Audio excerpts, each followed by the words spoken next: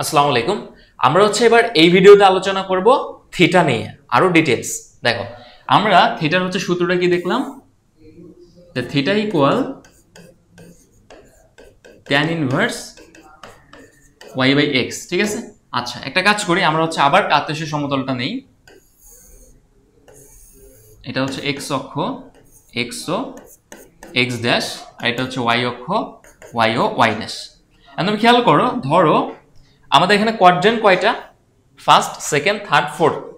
এবার যদি ফার্স্ট কোয়াড্রেন্টে আমরা একটা ত্রিভুজ আঁকালাম, সেকেন্ড কোয়াড্রেন্টে আরেকটা ত্রিভুজ আঁকাই, থার্ড কোয়াড্রেন্টেও আরেকটা, ফোর্থ কোয়াড্রেন্টেও আরেকটা। এইটা একটু করে দেয় যাতে সবগুলো সমান মনে হয়। তাহলে এখানে দেখো, আমরা এই দূরত্বটাকে বলতেছি x, এই দূরত্বটা y, আর অতিভুজ r। এখন তোমরা নিশ্চয়ই এই জিনিসটা অবশ্যই জানো যে অতিভুজ সবসময় কি হয়, পজিটিভ হবে। কারণ সমকোণী ত্রিভুজের ক্ষেত্রে কি হয়, এটা ধরো একটা সমকোণী ত্রিভুজ, সমকোণ, এটা ভূমি x, লম্ব y, অতিভুজ r। এবং আমরা তো এই সূত্রটা জানি একদম ছোটবেলা থেকেই, পিথাগোরাস থেকে আমরা কি জানি, যে অতিভুজ স্কয়ার ইকুয়াল লম্ব স্কয়ার প্লাস ভূমি স্কয়ার। তাহলে অতিভুজ কত r, তাহলে এখানে আমরা লিখতেই পারি যে r square is equal two x square plus y square. তাহলে দেখো, যেহেতু অতিভুজ কি দুইটা দৈর্ঘ্যের বর্গের সমষ্টি, তাহলে অতিভুজটা কখনোই কি হওয়ার চান্স নাই, অতিভুজটা কিন্তু কখনোই ঋণাত্মক হওয়ার চান্স নাই। তার মানে অতিভুজ সবসময় পজিটিভ। আচ্ছা, তাহলে এখানে r পজিটিভ, এই ত্রিভুজের জন্য r পজিটিভ, এখানেও r পজিটিভ, এইখানেও r পজিটিভ। এবার একটু খেয়াল করো, এইখানে yটা পজিটিভ, বাট এই ত্রিভুজের জন্য yটা কি হবে, কোন দিকে চলে গেছে, y অক্ষের উপরের দিকে কি পজিটিভ, আর y অক্ষের নিচের দিকে নেগেটিভ। x অক্ষের ডানে পজিটিভ, x অক্ষের বামে নেগেটিভ। তাহলে yটা পজিটিভ, এখানে yটা মাইনাস y। আবার এই ত্রিভুজের জন্য yটা প্লাস y, আর এই ত্রিভুজের জন্য yটা মাইনাস y। এই ত্রিভুজের জন্য x অক্ষের যেহেতু বাম দিকে, x অক্ষের বাম দিকে হওয়ার কারণে কি হবে, xটা মাইনাস x, এই ত্রিভুজের জন্য, নিচের ত্রিভুজের জন্য। এবার খেয়াল করো, যদি আমরা এখানে থিটা বের করি, বা ট্যান থিটা যদি বের করি, ট্যান থিটা থেকেই তো থিটা আসে, তাহলে যদি এখানে ট্যান থিটা বের করি, tan theta is equal to কত, লম্ব বাই ভূমি, লম্ব কত y, ভূমি কত x। আচ্ছা, এইটার জন্য যদি আমরা ট্যান থিটা বের করি, তাহলে কি হইতেছে, আবার এখানে কিন্তু আমরা যখন আমরা থিটা বের করলাম, তখন কিন্তু পরের লাইনে গিয়ে এভাবে করে করি যে tan inverse modulus of y by x। ঠিক আছে, আচ্ছা এবার যদি এটার ক্ষেত্রে করি, এটার ক্ষেত্রে কি হবে, theta is equal to tan inverse y by x। যেহেতু মডুলাসের ভিতরে আছে, yটা যদিও মাইনাস y, কিন্তু পরের লাইনে আসলে মাইনাস yটা কি হয়ে যাবে, প্লাস y হয়ে যাবে। তাহলে একটা জিনিস খেয়াল করো, যে মডুলাস থাকার কারণে মাইনাস y, মাইনাস x এগুলো আসলে কোনো ম্যাটার করবে না, ভ্যালুটা সেম ভ্যালু দেবে। এখন একটা ঝামেলা হয়ে যাবে, ধরো এই সমকোণী ত্রিভুজটা এখানে থিটা অ্যাঙ্গেলটা তৈরি করছে 30 ডিগ্রি, এই সমকোণী যে ত্রিভুজ নিচে, সেটাও অ্যাঙ্গেল তৈরি করছে 30 ডিগ্রি, পরের যে সমকোণী ত্রিভুজ সেও আসলে অ্যাঙ্গেল তৈরি করছে 30 ডিগ্রি, এবং এখানে যে সমকোণী ত্রিভুজ সেও অ্যাঙ্গেল তৈরি করছে 30 ডিগ্রি। এখন তুমি যদি প্রত্যেকটা ক্ষেত্রে tan inverse y by x নাও, তোমার 30 ডিগ্রি 30 ডিগ্রি করে বের হবে। ঠিক আছে না? বা আমি যদি তোমাকে একবারে নাম্বার ইনপুট দিয়ে দেখাই, ধরো আমরা তো এটা জানি যে ট্যান কত ডিগ্রি মান 30 ডিগ্রি, মানে ট্যান কতর জন্য, ট্যান 30 ডিগ্রি মান কত হয়, ট্যান 30 ডিগ্রি মান 1/√3, তাই না? তাহলে ট্যান থিটা মানে কি, লম্ব বাই ভূমি। তাহলে এখানে ধরো y এর মানটা যদি 1 দেই, আর ভূমির মানটা যদি √3 দেই, y এর মানটা কত দিলাম, 1 দিলাম, আর ভূমির মানটা কত দিলাম, সবসময় দিলাম যে √3, y এর মানটা 1। তাহলে এখানে কি দাঁড়াবে, যে tan inverse y by x প্রত্যেকটা ক্ষেত্রে তুমি এই কোঅর্ডিনেটে চিন্তা করো, থিটা ইজ ইকুয়াল টু কত, tan inverse y by x, তাই না? তাহলে কত ট্যান ইনভার্স, এখানে y এর ভ্যালু কত, y এর ভ্যালু 1, যেহেতু y অক্ষের নেগেটিভ দিকে আছে, তাহলে -1, আর x এর ভ্যালু কত, x এর ভ্যালু √3, কিন্তু মডুলাসের বাইরে যদি চলে আসে, এটা আসলে কি হইতেছে, নেগেটিভ থেকে পজিটিভ হয়ে যাইতেছে। তাহলে ট্যান ইনভার্স কত হবে, 1/√3। এখন ট্যান ইনভার্স 1/√3 মানে কত, অবশ্যই 30 ডিগ্রি। তাহলে খেয়াল করো এখানেও 30 ডিগ্রি, কারণ আমরা কি করছি লম্বের মান আর ভূমির মান এটা একই রকম রাখছি, রাখার ফলে প্রত্যেকটা চতুর্ভাগে 30 ডিগ্রি তৈরি হয়েছে।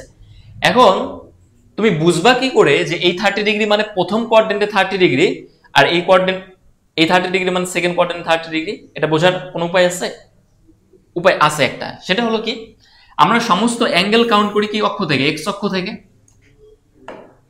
আমরা সমস্ত অ্যাঙ্গেল কাউন্ট করি কি এক্স অক্ষ থেকে, এবং আমরা এক্স অক্ষ থেকে যদি এন্টি ক্লকওয়াইজ যাই অ্যাঙ্গেলটাকে আমরা পজিটিভ চিন্তা করি, তার মানে এক্স অক্ষ থেকে মানে ধনাত্মক এক্স অক্ষ থেকে যদি তুমি এন্টি ক্লকওয়াইজ যাও এই অ্যাঙ্গেলটাকে তুমি 30 ডিগ্রি বলতেছো, আর ধনাত্মক এক্স অক্ষ থেকে যদি তুমি ক্লকওয়াইজ যাও এই অ্যাঙ্গেলটাকে তুমি কি বলবা? -30 ডিগ্রি বলবা। তাহলে এখান থেকে কিন্তু আমরা একটা সূত্র পাইলাম নতুন, সেটা হলো এই কোঅর্ডিনেটের জন্য theta is equal to tan inverse y by x তো আছে, সামনে শুধু একটা মাইনাস দিয়ে দিবা। এখন জিনিসটা আবার খেয়াল করো, তাহলে এই 30 ডিগ্রিকে আমরা বলতেছি -30 ডিগ্রি, কারণ এই 30 ডিগ্রির এই যে রেখাটা এই রেখাটাতে আমরা আসতেছি হচ্ছে ক্লকওয়াইজ। তো ক্লকওয়াইজের ক্ষেত্রে সমস্ত অ্যাঙ্গেলকে আমরা কি বলি? নেগেটিভ বলি, ঠিক আছে? আচ্ছা, আর এন্টি ক্লকওয়াইজ গেলে সমস্ত অ্যাঙ্গেলকে আমরা পজিটিভ বলি। তাহলে এই 30 ডিগ্রি হচ্ছে জাস্ট 30 ডিগ্রি, এই জন্য এই কোঅর্ডিনেটের জন্য ফর্মুলা যা আসলে তাই হবে যে theta equal tan inverse y by x, but এই কোঅর্ডিনেটের জন্য theta is equal to -tan inverse y by x। এবার আবার খেয়াল করো, এইটা যেমন -30 ডিগ্রি, এই কোঅর্ডিনেটকে কিন্তু মানে এই 30 ডিগ্রি কিন্তু আবার এভাবে করেও বলা যায়, সেটা হচ্ছে পুরো অ্যাঙ্গেলটা কত ডিগ্রি? 360 ডিগ্রি। তুমি যদি 30 ডিগ্রি বাদ দাও তাহলে কত হবে? 330 ডিগ্রি। তাহলে এই অ্যাঙ্গেলটা কিন্তু একই সাথে এটা যেমন -30 ডিগ্রি হবে, এটা যেমন কাউন্ট করা যাইতেছে, এটা তেমনই 330 ডিগ্রি হবে, এটাও কিন্তু কাউন্ট করা যাবে। এবার 330 ডিগ্রি তুমি কেমন পাবা? কেমনে পাবা? তাহলে theta is equal to 2π minus tan inverse y by x দিলেই কিন্তু তুমি 330 ডিগ্রি পাবা, ঠিক আছে? তাহলে এই অ্যাঙ্গেলটা যেমন -30 ডিগ্রি, সেটা সূত্র হচ্ছে tan inverse y by x এর সামনে তুমি একটা মাইনাস দিয়ে দিবা। আবার এই অ্যাঙ্গেলটাই হচ্ছে 330 ডিগ্রি, তখন তুমি কি করবা? যে 2π minus tan inverse y by x দিবা। তো তোমার সুবিধা অনুযায়ী তুমি যে কোনো একটা সূত্র এই ফোর্থ কোয়াড্রেন্টের জন্য প্রয়োগ করতে পারো। তাহলে ফোর্থ কোয়াড্রেন্টের এই সূত্রটা প্রয়োগ করার শর্ত কি? y এর মানটা নেগেটিভ আর x এর মানটা পজিটিভ। কারণ তোমরা নিশ্চয়ই এই জিনিসটা জানো যে ফার্স্ট কোয়াড্রেন্টে x y দুটোই পজিটিভ, সেকেন্ড কোয়াড্রেন্টে x negative y positive, third কোয়াড্রেন্টে x এর মান নেগেটিভ y এর মানও নেগেটিভ, কারণ দেখো এই যে x এর নেগেটিভ y এর নেগেটিভ। আর ফোর্থ কোয়াড্রেন্টে আমরা তো জানি এটা হলো তোমার x এর মান পজিটিভ আর y এর মান নেগেটিভ। এবার আমরা আসি হচ্ছে এই 30 ডিগ্রির জন্য, মানে সেকেন্ড কোয়াড্রেন্টে 30 ডিগ্রি। এবার তুমি চিন্তা করো সেকেন্ড কোয়াড্রেন্টে 30 ডিগ্রি আমরা চিন্তা করবো। সেকেন্ড কোয়াড্রেন্টে 30 ডিগ্রিকে তুমি কি কি বলতে পারবা? প্রথমত যদি তুমি এই দিক থেকে আসো, এই দিক থেকে আসো, তাহলে এই অ্যাঙ্গেলটাকে কিন্তু কত বলা যায়? যে পুরো ডিগ্রিতে কত? 180 ডিগ্রি, এখান থেকে 30 ডিগ্রি বাদ। তাহলে সেকেন্ড কোয়াড্রেন্টের যে 30 ডিগ্রি আছে তাকে তুমি বলতে পারতেছো 150 ডিগ্রি। এবার 150 ডিগ্রি কেমনে হয়েছে? 150 ডিগ্রি হয়েছে যে আমরা যদি পাই থেকে 30 ডিগ্রি বাদ দিই, তার মানে pi minus tan inverse y by x, তাহলে এটা হচ্ছে সেকেন্ড কোয়াড্রেন্টের জন্য। এখন আমরা যদি থার্ড কোয়াড্রেন্টে চলে যাই, থার্ড কোয়াড্রেন্টে কি হবে দেখো, এই থার্ড কোয়াড্রেন্টে 30 ডিগ্রিতে তুমি কিভাবে করে আসবা? এখান থেকে ঘুরে ঘুরে যদি তুমি আসো তাহলে 180 ডিগ্রি প্লাস 30 ডিগ্রি, তাহলে থার্ড কোয়াড্রেন্টে যে 30 ডিগ্রি সেটা আসলে 210 ডিগ্রি। 210 ডিগ্রি কেমনে হবে? যে theta is equal to pi plus tan inverse y by x দিলেই তুমি থার্ড কোয়াড্রেন্টে 30 ডিগ্রি পেয়ে যাবে আর কি, ঠিক আছে? ওকে,